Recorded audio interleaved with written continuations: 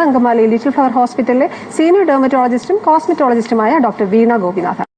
മാം, ഇപ്പം ലൈറ്റുകളുടെ ഒക്കെ കാര്യം പറയുമ്പോൾ ഈ അൾട്രാവയലറ്റ് രശ്മികൾ ഉണ്ടാകുന്നത് സൂര്യപ്രകാശത്തിൽ നിന്ന് തന്നെയല്ല, ആർട്ടിഫിഷ്യൽ ലൈറ്റുകളിൽ നിന്നുണ്ട്. അപ്പം കൂടുതൽ ലൈറ്റുകളുടെ ഒക്കെ ഒരു സാന്നിധ്യത്തിലിരുന്ന് വർക്ക് ചെയ്യുമോ, അല്ലെങ്കിൽ ഞാൻ ചോദിക്കുന്ന ഒരു സാധാരണ ട്യൂബ് ലൈറ്റ് ആണെങ്കിൽ പോലും നമ്മൾ ഈ സൺസ്ക്രീൻ പുരട്ടിയിട്ട് ഇരിക്കുന്നതാണോ, അതായത് പ്രശ്നമുള്ളവർക്ക്? അതെ അതെ അതെ അതെ പ്രശ്നമുള്ളവർക്കെന്നല്ല, എല്ലാവർക്കും നല്ലത് അത് തന്നെയാണ്. എന്ന് വെച്ച് കഴിഞ്ഞാൽ നമ്മൾ ആർട്ടിഫിഷ്യൽ ലൈറ്റ് സോഴ്സസിന്റെ അടിയിൽ കൂടുതൽ സമയം ഇരിക്കുമ്പോൾ നമുക്ക് ഒരു പക്ഷേ നമ്മളുടെ ആ സൺ ബേണോ അല്ലെങ്കിൽ അലർജിക് റിയാക്ഷൻസോ ഉണ്ടാവണം എന്നില്ല.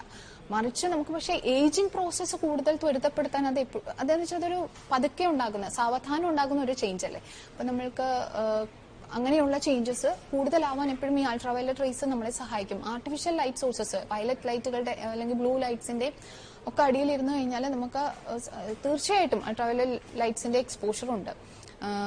പിന്നെ നമ്മൾ അങ്ങനെയുള്ളവരുടെ അടുത്ത് യെല്ലോ ലൈറ്റ്, നമ്മൾ ഇൻകാൻഡസൻ ലാമ്പുകളില്ലേ, അതിൽ അത്രയധികം അൾട്രാവയലറ്റ് റേസ് ഇല്ല. മഞ്ഞ ലൈറ്റ് അല്ലേ അതിൽ നിന്ന് വരുന്നത്, അതിൽ അൾട്രാവയലറ്റ് റേസ് കുറവാണ്.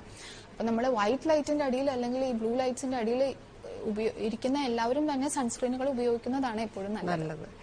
മാം, ഇപ്പം വെയിൽ കൊള്ളുമ്പോൾ ചിലർക്ക് സ്കിൻ അലർജി ഉണ്ടാകുന്നുണ്ടെന്ന് പറഞ്ഞു. അപ്പം ചിലപ്പോൾ കഴിക്കുന്ന മരുന്നുകളുടെ ഭാഗമായിട്ട് ഉണ്ടാകാമെന്ന് മാം പറഞ്ഞു. ഞാൻ ചോദിക്കുന്നത്, അപ്പം നമുക്ക് അത് അറിയാവുന്ന ആളുകൾക്ക് ഓൾറെഡി നമ്മുടെ സ്കിൻ സെൻസിറ്റീവ് ആണ്, വെയിൽ, എങ്ങനെയാണ് അതിനെ പ്രതിരോധിക്കാൻ സാധിക്കുക? അതെ, അത് നമ്മൾ ഈ അൾട്രാവയലറ്റ് റേസ് പതിക്കുമ്പോഴുണ്ടാകുന്ന അലർജിയെ നമ്മൾ പോളിമോർഫസ് ലൈറ്റ് ഇറപ്ഷൻ എന്നാണ് പറയുന്നത്. അത് അത്ര അസാധാരണമായെന്ന് വെച്ചാൽ അത്ര വളരെ സാധാരണയായിട്ട് നമ്മൾ കണ്ടുവരാറുള്ള ഒരു അലർജി തന്നെയാണ്. ഇതിനെ പ്രതിരോധിക്കുന്നത് നമ്മൾ ഈ പറഞ്ഞതുപോലെ തന്നെയാണ്. അതായത് നമുക്ക് ക്ലോത്ത് വെച്ചിട്ട് വേണമെങ്കിൽ പ്രതിരോധിക്കാം. ക്ലോത്തിന് നമ്മുടെ സൺലൈറ്റിന് എഗെയിൻസ്റ്റ് ആയിട്ട് പ്രൊട്ടക്ഷൻ ഉണ്ട്.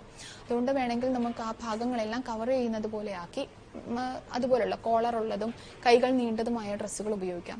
ബാക്കി വെളിയിൽ കാണുന്ന ഭാഗങ്ങളിലേക്ക് സൺസ്ക്രീൻ ലേപനങ്ങൾ പുരട്ടുകയും ചെയ്യാം. പിന്നെ കൊടകൾ ഉപയോഗിക്കുക, അതുപോലെ തന്നെ വൈഡ് റിംഡ് ഹാറ്റ്സ് ഉപയോഗിക്കുക. ഇതെല്ലാം നമുക്ക് ഈ സൺലൈറ്റിന്റെ അലർജിയിൽ നിന്ന് രക്ഷപ്പെടാനുള്ള മാർഗങ്ങളാണ്.